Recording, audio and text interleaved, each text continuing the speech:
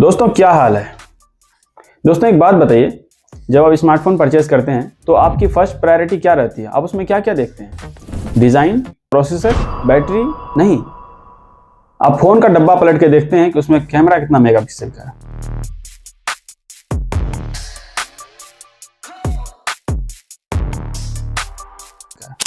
100 megapixel sounds insane, right? और इस 100 megapixel से ऐसा लगता है कि आप अपने पॉकेट में नासा का टेलीस्कोप लेके घूम रहे हैं। मतलब लॉजिक तो यही कहता है कि जो 100 मेगापिक्सल जो है किसी पुराने DSLR 24 मेगापिक्सल से तो बेहतर ही होगा, राइट? लेकिन दोस्तों रियलिटी कुछ और है। जब आप उस 100 मेगापिक्सल वाले कैमरा के फोटो को एक 24 मेगापिक्सल वाले DSLR से भी कंपेयर करते हैं प्रॉपर जूम करके, तो आपको पता चलेगा कि फोन की फोटो जो है वो पूरी तरह से प्लास्टिक वाली फील देती है, मतलब काफी चीप फील देती है। और DSLR की फोटो क्रॉप होने के बाद भी एक अच्छा क्वालिटी देने में सक्षम रहता है। तो इस वीडियो में हम मेगापिक्सल का पूरा स्कैम जो है एक्सपोज करने वाले हैं। इस तरह से कंपनियां हमें 100 मेगापिक्सल 200 मेगापिक्सल लिख कर जो है बेवकूफ बनाती है। इन सभी चीजों को हम एक्सपोज करने वाले हैं। हम सिर्फ सेंसर्स की बात नहीं करेंगे, हम इसमें लेंस की फिजिक्स और बिटरेट की भी बात करेंगे, जो कि कंपनियां आम जनता से छुपाती है। लेकिन आज के बाद ऐसा नहीं होगा, क्योंकि आप इस वीडियो में आ चुके हैं। सबसे पहले एक बेसिक कॉन्सेप्ट क्लियर कर लीजिए दोस्तों कि मेगापिक्सल का मतलब क्वालिटी नहीं होता है। मेगापिक्सल का मतलब होता है रिजोल्यूशन। अब मेगापिक्सल इक्वल टू रिजोल्यूशन, इसका क्या मतलब है? इसको एक छोटे से एग्जांपल से समझते हैं।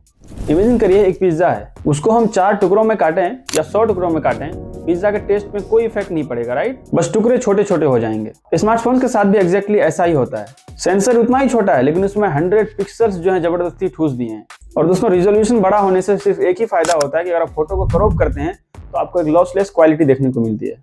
असली फर्क पड़ता है पिक्सल की क्वालिटी से, यानी हर पिक्सल कितना ज्यादा लाइट अपने अंदर एब्जॉर्ब कर पा रही है, कितना ज्यादा लाइट कैप्चर कर पा रही है। तो उसी हिसाब से पिक्सल्स अगर छोटे और वीक हैं तो लाइट कम कैप्चर करते हैं, एंड सो ऑन। इसी तरह से फिर जब पिक्सल्स बड़े होते हैं तो लाइट अच्छे से कैप्चर होती है। तो उसी हिसाब से मेगापिक्सल कितना भी ज्यादा हो, पिक्चर क्वालिटी एवरेज ही रहेगी। दोस्तों अब तक हमने समझा कि मेगापिक्सल का जो है कोई बहुत ही बड़ा रोल नहीं है पिक्चर क्वालिटी में। हम तो यही सुनते हैं कि मेगापिक्सल जितना बड़ा होगा, जितना ज्यादा होगा, फोटोज उतने अच्छे आएंगे। खैर मैंने ये चीज तो क्लियर कर दी अभी। मेन जो चीज है दोस्तों वो होती है सेंसर साइज।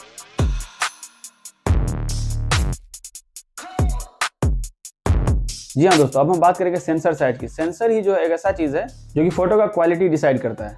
फोटो कैसा होगा, उसके अंदर कितने पिक्सल्स अच्छे से आ सकते हैं। अब आप ये ध्यान से देखो, स्मार्टफोन का सेंसर होता है आपके फिंगरनेल जितना बड़ा, यानी काफी छोटा। लेकिन यहीं पे अगर आप एक DSLR या एक मिररलेस कैमरे का सेंसर साइज देखें, वो होता है लगभग एक क्रेडिट कार्ड जितना।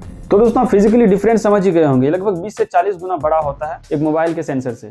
अब आप कहेंगे सेंसर साइज से क्या होता है, तो इसके पीछे की फिजिक्स जो है दोस्तों काफी सिंपल है। जितना बड़ा सेंसर होगा उतनी ज्यादा लाइट कैप्चर होगी। दोस्तों इसको एक इंटरेस्टिंग एग्जांपल के साथ समझते हैं। इमेजिन करो बाहर बहुत तेज बारिश हो रही है और अपना फोन जो है, छोटा सा फोन, वो कप लेके खड़ा है, चाय का कप लेके बारिश में, और एक साइड है DSLR और वो बड़ा सा बकेट लेके खड़ा है। तो आप बताओ कि ज्यादा पानी कौन स्टोर करेगा? ऑब्वियस सी बात है, बकेट में ज्यादा पानी स्टोर होगा। तो दोस्तों उसी हिसाब से अगर देखें, और दोस्तों लॉजिक यही कहता है कि जिसका सेंसर साइज बड़ा होगा उसमें लाइट ज्यादा कैप्चर होंगी, और ये तो ऑब्वियस सी बात है, आप भी खुद समझ सकते हैं। सो उसी हिसाब से जितना ज्यादा लाइट उतना ज्यादा क्लैरिटी, और जितना ज्यादा क्लैरिटी उतना कम नॉइज, और उतना ही नेचुरल कलर। इसलिए दोस्तों DSLR का बाल्टी जो है मोबाइल के कप से हमेशा आगे रहेगा। अब एक चीज है जो ज्यादातर यूट्यूबर्स, ज्यादातर क्या कोई भी डिस्कस ही नहीं करता, ग्लास। आप फोन में 100-200 मेगापिक्सल वाला सेंसर तो लगा दोगे, लेकिन उस तक लाइट पहुंचेगा कैसे? लेंस के थ्रू ना। अगर आप एक प्रोफेशनल कैमरा लेंस का वेट देखोगे तो लगभग आधा किलो का होता है। क्यों? क्योंकि उसके अंदर हाई क्वालिटी ग्लास मटेरियल्स होते हैं, प्योर शीशा। उसी जगह अब आप अपने फोन के लेंस को देखो, वो इतना पतला है, वहां पे ग्लास की जगह क्या यूज होता है?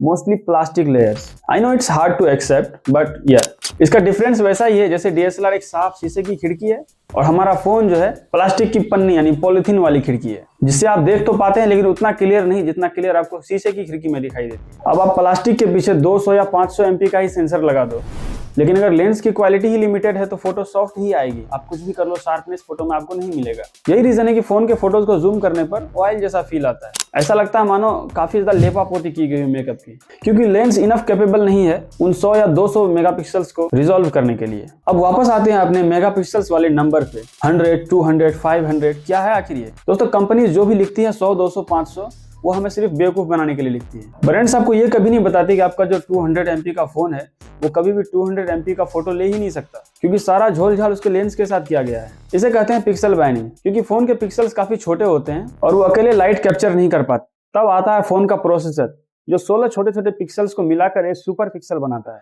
तो घुमा फिरा के आपका 200 MP वाला फोन जो है 12 मेगापिक्सल का ही फोटो खींच पाता है। तो भाई जब घुमा फिरा के आउटपुट 12 MP वाला ही आता है तो 200 का स्टिकर क्यों लगाया? सिर्फ मार्केटिंग, ताकि बॉक्स पे नंबर बड़ा दिखे।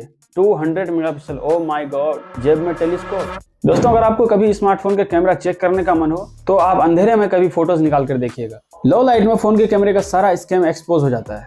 लाइट जैसे ही कम होती है फोटो में नॉइज आना शुरू होता है। फिर फोन का सॉफ्टवेयर एआई की हेल्प से फोटो में जो है मेकअप चढ़ाना शुरू करता है। वो लो लाइट में स्किन को थोड़ा ब्लर कर देता है ताकि नॉइज जो है छुप जाए पूरी तरह से। फिर इससे होता क्या है, फेस एकदम स्मूथ लगता है, बिल्कुल प्लास्टिक जैसा फील आता है। वहीं पे है DSLR। बड़ा सेंसर होने की वजह से अपने अंदर ज्यादा लाइट कैप्चर करता है, इसलिए DSLR का 24 मेगापिक्सल रॉ शॉट भी जो है नेचुरल लगता है। और एक बात याद रखिए कि फोन के फोटोज में मेकअप होता है और DSLR फोटोज में रियल ब्यूटी दिखती है। और दोस्तों ये बातें तो हो गई फोटोज की, लेकिन वीडियो क्वालिटी में भी यही गेम खेला जाता है। आपने लोगों को कहते हुए सुना होगा कि my phone shoots 8K video, 4K video, लेकिन DSLR शायद सिर्फ 4K शूट करता है। करेक्शन, कैमरा सिर्फ 4K तक लिमिटेड नहीं होते। मॉडल के हिसाब से 1080p, 4K और कुछ मॉडल्स में 8K भी रिकॉर्ड होता है। तो क्या फोन का 8K DSLR के 4K से बेटर हुआ? नहीं, बिल्कुल भी नहीं। यहाँ एक वर्ड आता है बीट रेट। फोन का प्रोसेसर होता है छोटा सा, ऊपर से स्पेस कम। इसी कारण से फोन 8K वीडियो को इतना कंप्रेस कर देता है, इतना दबा देता है कि ज्यादातर डिटेल्स लॉस हो जाती हैं और 8K में शूट करने का कोई फायदा ही नहीं होता। और एक अच्छे कैमरे के 4K वीडियो में फोन के 8K वीडियो से ज्यादा डिटेल्स रहती है। और दोस्तों फोन का 8K वीडियो वाला थ्योरी जो है ये बस एक मार्केटिंग टेक्निक है। 2 मिनट शूट करिएगा 8K में, फोन हीट होकर बंद हो जाएगा। लेकिन कैमरे में ऐसा नहीं होता, आप उसको पूरे दिन रज्ड यूज कर सकते हैं, बिना रुके, बिना थके, बिना क्वालिटी लॉस। तो दोस्तों कंक्लूजन क्या है? मैं फोन के कैमरे को बुरा नहीं बोल रहा। कन्वीनियंस के तौर पे फोन्स बेस्ट हैं, जेब से निकालो, क्लिक करो, इंस्टाग्राम पे पोस्ट, बात खत्म। लेकिन अगर आपको आर्ट क्रिएट करना है, आपको वो डेप्थ, वो नेचुरल कलर्स और डिटेल्स चाहिए, तो 24 megapixel DSLR will always be the daddy. अब अगर सिंपल भाषा में बोलें तो फोन जो है एआई का यूज करके या सॉफ्टवेयर का यूज करके फोटोज को अच्छा दिखाती है। लेकिन कैमराज क्या करते हैं कि कैमराज रियल फिजिक्स का यूज करती है फोटोज को दिखाने के लिए कि वो रियल लाइफ में कैसे अपीयर होते हैं, कैसे दिखते हैं, उस हिसाब से चीजों को बैलेंस करती है। अगर ये वीडियो इन्फॉर्मेटिव लगा है तो कमेंट में लिख दीजिएगा size matters, sensor size. Subscribe कर लीजिए। मिलते हैं अगली वीडियो में, तब तक के लिए देखते रहिए नाइट विजन के पुराने वीडियोस। जय हिंद।